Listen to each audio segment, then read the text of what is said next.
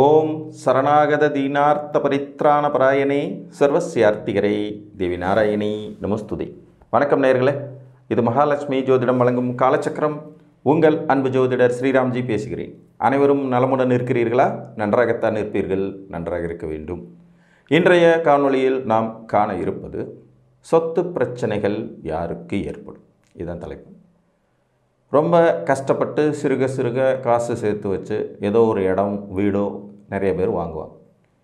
வாங்கினதுலேருந்து பார்த்திங்கன்னா கடன், அது வாங்கின கடனை திருப்பி கட்ட முடியாத நிலை, அக்கம் பக்கத்தாரோட பிரச்சனை, அந்த வீட்டுக்கு போனதுலேருந்தே மனசு சரியில்லாமல் போகுது சார், உடல் நோய் வருது சார், வேலை போயிடுச்சு சார், தொழில் முடங்கிடுச்சு சார்ங்கிற மாதிரியான குழப்பங்கள் எல்லாத்தையும் சந்திக்க வேண்டியது இருக்கும். இது ஒரு பக்கம். இது போக பார்த்திங்கன்னா எங்கள் அப்பா அம்மா எங்களுக்குன்னு சேர்த்து வச்ச சொத்து வில்லங்கமாக இருக்குது, எங்கேயோ வாங்கி போட்ட இடம் இப்போ பிரச்சனையில் இருக்குது, கோர்ட்டில் இருக்குது, அப்படிங்கிறது மாதிரி வர்றது இன்னொரு பக்கம். இது போக பங்காளிகள் தகராறு பண்ணுறாங்க, வழி விட மாட்டேங்கிறாங்க, பக்கத்து மனக்கார பிரச்சனை பண்ணுறான், அந்த மாதிரியான விஷயங்கள் இன்னொரு பக்கம். ரத்த சம்மந்தப்பட்ட உறவுகள் கூட பிறந்தவங்களே கேஸை போட்டுட்டாங்க, எங்கள் அக்காவே என்னோடய சொத்தை அனுபவிக்க விட மாட்டேங்குது, தம்பியே கோர்ட்டில் கேஸ் போட்டு அந்த சொத்தை விற்க விட மாட்டேங்கிறான், எங்கள் அப்பா எனக்கு முறையானபடி பிரித்து தர மாட்டேங்கிறாரு, எங்கள் அம்மாவோட சொத்து வர வேண்டியது வரமாட்டேங்குதுன்னு சொல்கிற இன்னொரு பக்கம். இந்த மாதிரி பூமி சொத்து சம்மந்தப்பட்ட விஷயங்களில் எப்போதுமே பிரச்சனைகளை சந்திக்கிற ஜாதக கிரக அமைப்பு எப்படி இருக்கும், அப்படி இருக்கிறவங்க என்ன பண்ணிக்கலாம் அப்படிங்கிறத பார்க்கணும். உங்கள் ஜாதகத்தில் 12ஆம் அதிபதினு ஒருத்தர் இருப்பார், 4ஆம் அதிபதினு ஒருத்தர் இருப்பார், செவ்வாயின்னு ஒருத்தர் இருப்பார். இந்த மூவரில் இருவர், அதாவது 12ஆம் அதிபதி 4ஆம் அதிபதி செவ்வாய், இந்த 3 பேரில் 2 பேர் கெட்டு போயிருந்தாங்கன்னா நீங்கள் உங்கள் பேரில் சொத்தே வாங்காமல் இருக்கிறது நல்லது. புரியுதுங்களா? 12ஆம் அதிபதி 4ஆம் அதிபதி மற்றும் செவ்வாய், இது மொத்தம் 3 பேர். இதில் 3ல் 2 பேர் கெட்டுட்டாங்கனாலே உங்கள் பேரில் சொத்துக்கள் வாங்கி புண்ணியமே கிடையாது. எப்போ நீங்கள் சொத்துக்கள் வாங்க முயற்சி செஞ்சாலோ இல்லை சொத்துக்களை அனுபவிக்க முயற்சி செஞ்சாலும் அதனால் வில்லங்கம் தான் நிற்கும். இதில் அசையும் சொத்துக்கள், அசையா சொத்துக்கள், வீடுகள், காலிமனை, தோட்டம், துறவு, கடை, எது வேணாலும் எடுத்துக்கலாம். ஒரு உதாரணம் எடுத்துக்கலாம். இப்போ ஒரு விருச்சிக லக்ன ஜாதகம், இவருக்கு 4ஆம் அதிபதி யார்? சனி. 12ஆம் அதிபதி யார்? சுக்கிரன். செவ்வாய் லக்னாதிபதி. இந்த ஜாதகத்தில் பார்த்திங்கன்னா மேசத்தில் சனி நீச்சம், 4ஆம் அதிபதி நீச்சம். சுக்கிரன் 12ஆம் அதிபதி கன்னியில் நீச்சம். இப்போ இவருக்கு 4ஆம் அதிபதியும் கட்டுட்டார், 12ஆம் அதிபதியும் கட்டுட்டார். இந்த ஜாதகர் 4 முறை சொத்துக்கள் வாங்கி எல்லாமே வில்லங்கமாகி கை காசை பெரும் அளவு இழந்த ஒரு ஜாதகம். எங்கே எந்த இடத்துல போய் இடம் வாங்கணும்னு அட்வான்ஸ் கொடுத்தாலும் அதை தூக்கிட்டு ஓடி போயிடுவாங்க. பிரச்சனைகள். இவர் குடியிருக்கிற வீடில் கூட பக்கத்தில் அக்கம் பக்கத்தில் எப்பயுமே தகராறு, மன நிம்மதியற்ற நிலைப்பாடு ஏற்படும். இந்த 4ஆம் இடமும் 12ஆம் இடமும் நமக்கு சேரும் சொத்துக்களை குறிக்கிற இடம். அதே மாதிரி செவ்வாய் பூமி காரகன். செவ்வாய் ஜாதகத்தில் மோசமாக பாதிக்கப்பட்டிருந்தாலும் பூமியினால் நமக்கு நன்மையே நடக்காது. இன்னொரு உதாரணம் பார்க்கலாம்.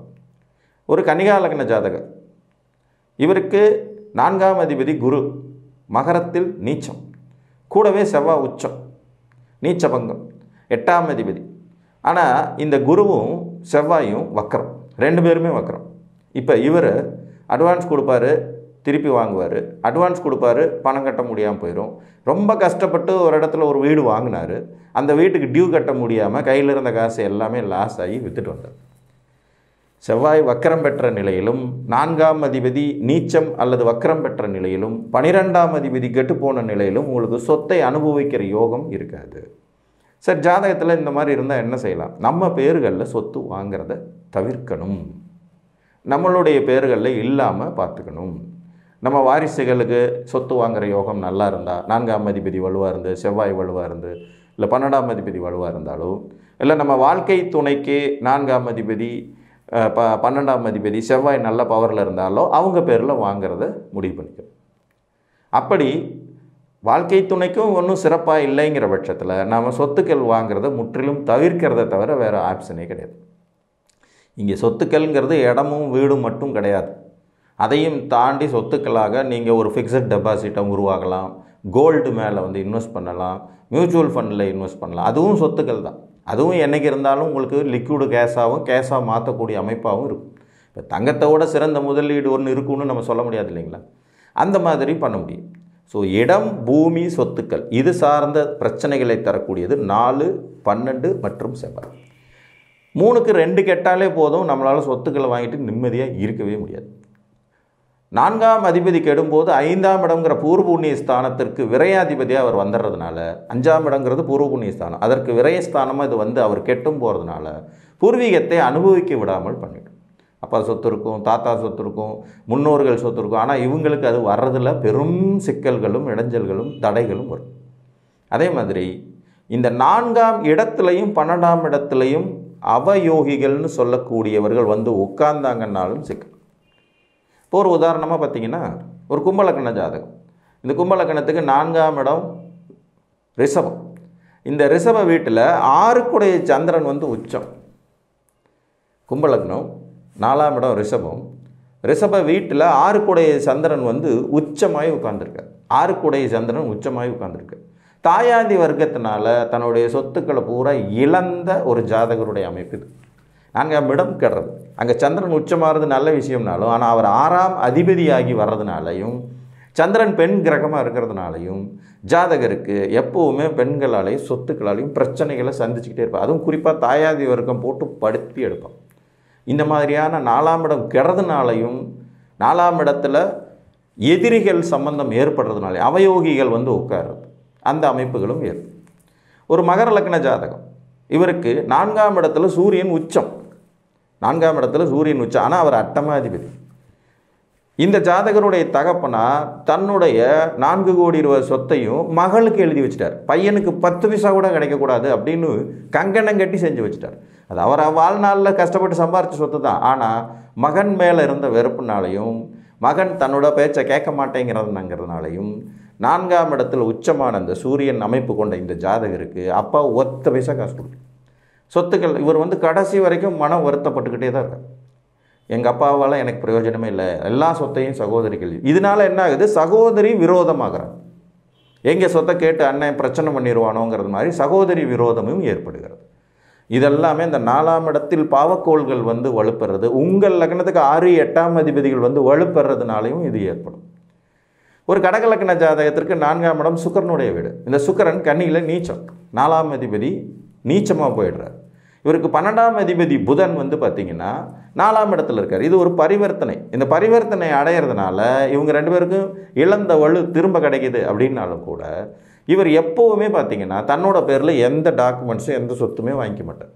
சுக்கிரன் பரிவர்த்தனை அடையிறதுனுடைய யோகத்தை பயன்படுத்தி எல்லாத்தையுமே தன்னுடைய வாழ்க்கை துணையில் தான் பண்ணுவார். அடுக்குமாடி வீடுகள் இருக்குது, கடை கட்டி வாடகைக்கு விட்டுருக்காரு, களிமனை இருக்குது, விவசாய நிலம் இருக்குது. ஆனால் எல்லாமே ஒய்ஃப் பேரில் இருக்குது. இவர் பேரில் எதுவுமே வாங்க மாட்டார். இவருக்கு லக்னத்திலே செவ்வாயும் நீச்சம்.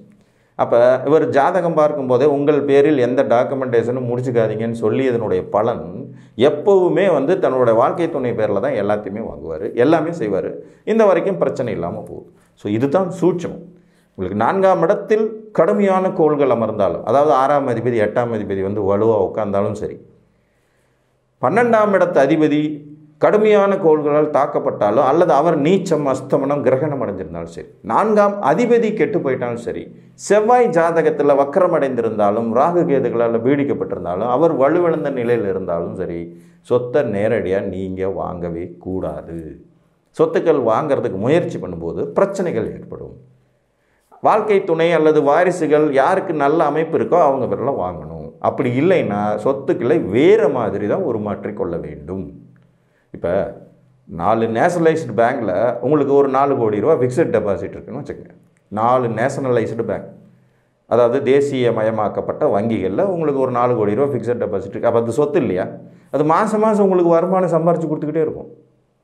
உங்ககிட்ட வந்து ஒரு 1 கிலோ தங்கம் இருக்குதுன்னு வச்சுக்குவோம். உங்கள் ஃபேமிலியில் மொத்தமாக எல்லாருக்கும் சேர்ந்து 1 கிலோ தங்கம் வாங்கி வச்சுருக்கீங்க. இன்றைக்கி தங்கம் வந்து பார்த்திங்கன்னா வருஷத்துக்கு 8% 10% ரிட்டர்ன் கொடுத்துட்டே இருக்குது. அதுவும் சொத்து தானே. இப்போ சொத்து என்பதில் இந்த பூமி, வீடுகள், கடை, இந்த மாதிரியான விஷயங்கள் தான் நெகட்டிவ் கொடுக்கும். மற்ற முதலீடுகளை நீங்கள் மாற்றிக்க வேண்டியதுதான். யாருக்குமே வீட்டில் வந்து இந்த 4ஆம் இடம், 8ஆம் இடம், 12ஆம் இடம், ப்ளஸ் செவ்வாயினுடைய நிலைப்பாடு நல்லா இல்லை அப்படிங்கிறவங்க இந்த மாதிரி மாற்று முதலீடுகளில் தான் உங்கள் கவனத்தை செலுத்த வேண்டியது இருக்கும். அல்லது நமது வாழ்க்கை துணைக்கு ரொம்ப சிறப்பாக இருந்தால் அவங்களுடைய பெயர்களில் சொத்துக்கள் வாங்கலாம். வாழ்க்கை துணை வாரிசுகள் தாண்டி மற்ற உறவுகள் பேரில் சொத்து வாங்கிறதுங்கிறதுல என்னுடைய அபிப்பிராயம் இல்லை. ஏன்னா இந்த 2 உறவுகளை தாண்டி, ஏன்னா நம்ம கஷ்டப்பட்டு சம்பாரித்தோம், நம்ம மனைவி அனுபவித்தா, பிள்ளைங்க அனுபவிச்சாங்கன்னா கூட அதில் ஒரு அர்த்தம் இருக்கும். யார் பேர்லேயோ வாங்கி போட்டு அவங்க கடைசியில் நாளைக்கு ஏமாற்றம் செய்துட்டாங்கன்னா அதனுடைய வலியும் வேதனையும் ரொம்ப மோசமாக இருக்கும். அதுக்கு மாற்று சொத்துக்கள் அப்படிங்கிறது மாதிரி கொண்டுட்டு போயிடுறது புத்திசாலித்தம். ஸோ சொத்துக்கள் வில்லங்கம் அப்படிங்கிறது இந்த அமைப்பு தான். 4ஆம் இடம் கெட்டு போயிருக்கிறது, 4ஆம் அதிபதி கெட்டு போயிருக்கிறது. அடுத்தது 12ஆம் இடம் கெட்டு போயிருக்கிறது, 12ஆம் அதிபதி கெட்டு போயிருக்கிறது. அதுக்கு அடுத்தது பூமிகாரகன் சொல்லக்கூடிய செவ்வாய் மிக மோசமாக ஜாதகத்தில் பாதிக்கப்பட்டிருக்கு. நீங்கள் கன்னி லக்னக்காரங்க பார்த்திங்கன்னா அதிகப்படியாக வீடு கட்டி இடம் வாங்கி லாஸ் ஆவாங்க. ஏன் அப்படின்னா இவங்களுக்கு செவ்வாய் இயற்கையாகவே அட்டமாதிபதியாக வருவார். ஒரு கும்பலக்ன ஜாதகத்துக்கு தாயாதி வர்க்கத்து சொத்து கிடச்சதுன்னா அதை விட பெரிய நோயும் எதிரியும் கடனும் வேறு வில்லங்கமும் கிடையவே கிடையாது. ஏன்னா சந்திரன் 6ஆம் அதிபதியாக வருவார். ஒரு மகர லக்ன ஜாதகத்துக்கு அப்பா சொத்து கொடுத்துட்டாருன்னா மகர லக்னம் உருப்படாமையும் போயிடுங்கிறது மாதிரியான ஒரு அமைப்பு கொடுக்கறது சூரியன் அட்டமாதிபதியாக வர்றதுனால. அப்போ உங்கள் 6, 8, 12ஆம் அதிபதிகள் 4ஆம் இடத்தோடு சம்பந்தப்பட்டுட்டாங்கன்னாலுமே சிக்கல் தான். அவங்க அங்கே வலுவாக உட்கார்ந்தாலும் நமக்கு சொத்தை அனுபவிக்கிற பாக்கியதைகள் இல்லாமல் போகும் அப்படிங்கிறதுக்கு இதுவும் ஒரு உதாரணம். ஸோ இந்த அமைப்புகள் உங்கள் ஜாதகத்தில் இருந்தால் அதற்கு தகுந்தாற்போல் நடந்து கொள்ளுங்கள் என்று கூறி மீண்டும் ஒரு காணொளியில் உங்களை சந்திக்கும் வரை உங்களிடமிருந்து அன்புடன் விடைபெற்றுக் கொள்வது உங்கள் அன்பு ஜோதிடர் ஸ்ரீராம்ஜி. நன்றி, வணக்கம்.